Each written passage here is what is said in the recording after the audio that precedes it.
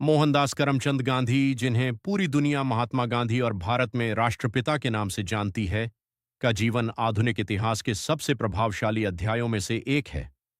उनका जीवन केवल एक व्यक्ति की जीवनी नहीं, बल्कि सत्य और अहिंसा के प्रयोगों की एक गाथा है। यहाँ उनके जीवन का जन्म से लेकर मृत्यु तक का विस्तृत विवरण दिया गया है। एक, जन्म और प्रारंभिक जीवन 1869 से 1888। जन्म। गांधी जी का जन्म 2 अक्टूबर 1869 को गुजरात के पोरबंदर नामक स्थान पर हुआ था।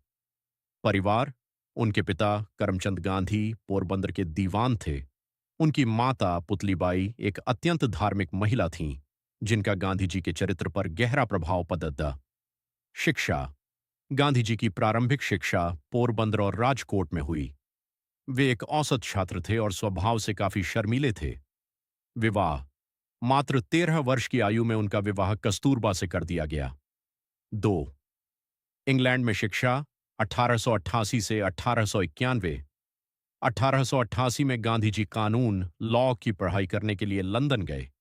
वहां उन्होंने न केवल कानून सीखा, बल्कि पश्चिमी संस्कृति को भी करीब से देखा।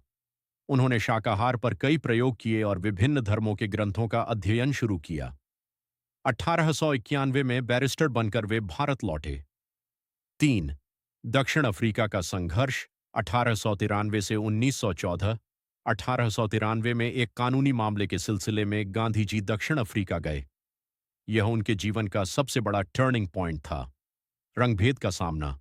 पीटर मैरिट्सबर्ग स्टेशन पर उन्हें ट्रेन के प्रथम श्रेणी के डिब्बे से बाहर फेंक दिया गया, क्योंकि वे श्वेत नहीं थे। सत्याग्रह का जन्म। भारतीयों और अश्वेतों के साथ होने वाले अन्याय को देखकर उन्होंने अहिंसक विरोध का रास्ता अपनाया, जिसे उन्होंने सत्याग्रह नाम दिया।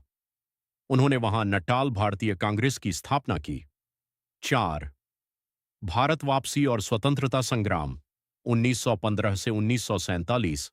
1915 में गांधी जी भारत लौटे। अपने राजनीतिक गुरु गोपाल कृष्ण गोखले की सलाह पर उन्होंने पूरे भारत का भ्रमण किया।